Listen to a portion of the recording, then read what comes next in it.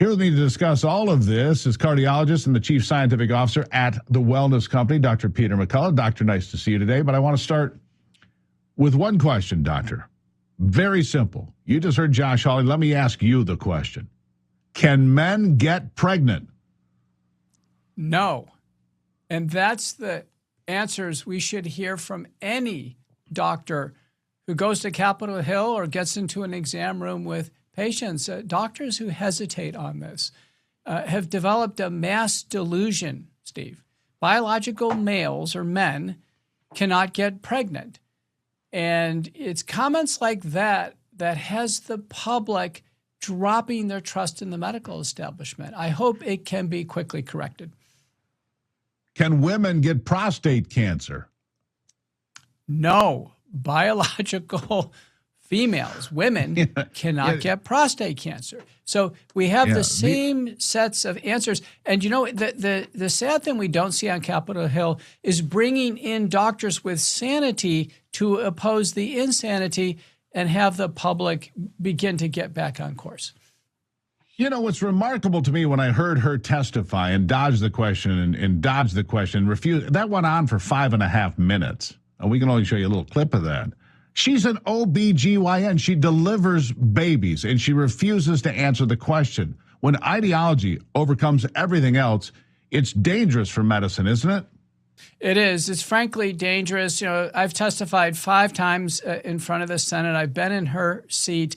And I think it is a shame. It's actually a disgrace to have doctors waste our time, our senators' time and the public time. They should be giving clear, concise answers to move through the agenda. Yeah, here's your kindergarten science lesson, boys and girls. Biological dimorphism.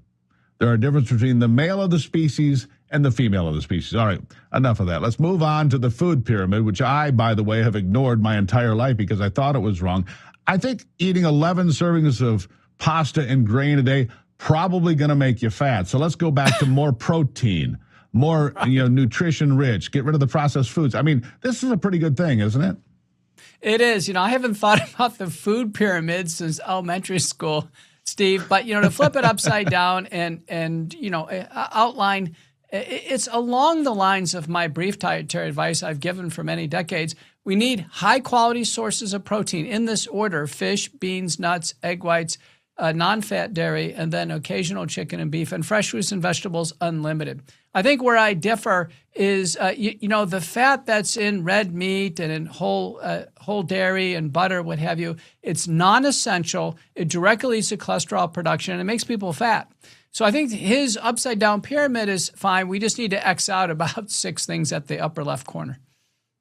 All right, fair enough. I like butter, doctor. I'm not going to lie. I like butter. Maybe that's my kryptonite. I admit it. But we all have our weaknesses. I'd rather have that though than the highly processed food-like products you find in the middle of a store. That's not really food. That has a list that's so long that I can't describe it. Right. Right. So most of this is about quantity. I like butter too. So, if I have corn on the cob, great Michigan corn on the cob, Steve, I'm going to have some butter on it. That's perfectly fine. But, we don't eat sticks of butter. I think most of this is about quantity, but it is fun to talk about nutrition, and congratulations to RFK and HHS to doing this. Yeah. As my mother said, everything in moderation, young man. She was right. Everything in moderation. All right, let's shift gears to the vaccine schedule for children. Mm-hmm. It was 79 in the United States. They brought it down to 11. What about this decision? Well, yeah, we got from 17 diseases down to 11 diseases. I think the total was 93 shots. Has been dropped by 55 shots. It looks like Denmark now. Our schedule looks like Denmark. Denmark, by the way, has better control over communicable diseases than the United States.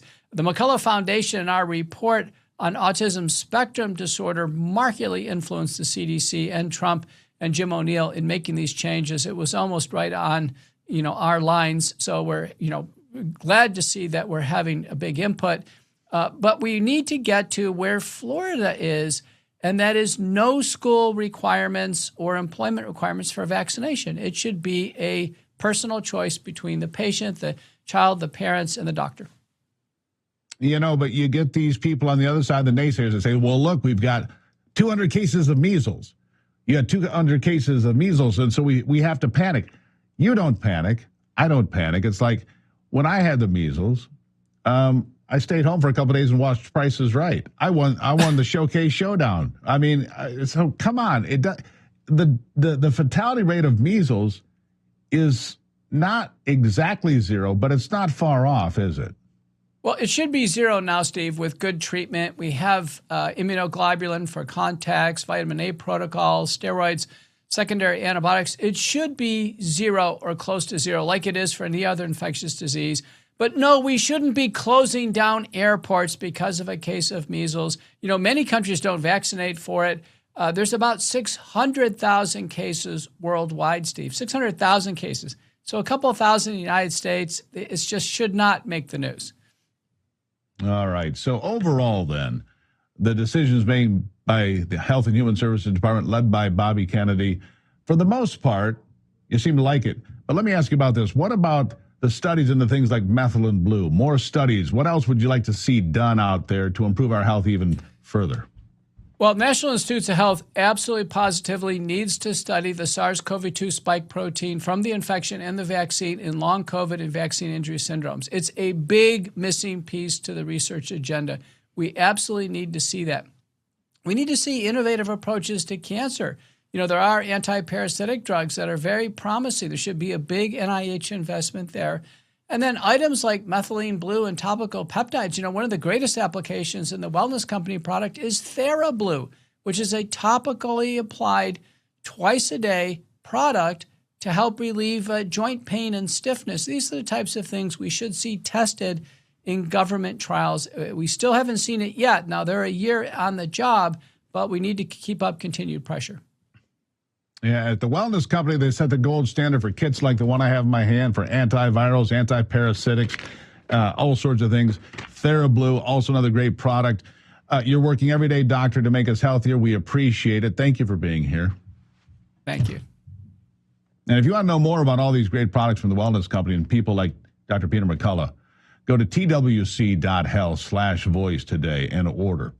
Use the promo code VOICE. You're going to save 10% and more on some products. Again, that's twc.health/voice, promo code VOICE. Just go there and look at all the different products that are available to make you live a healthier, stronger life. The Wellness Company, great partner for a long time.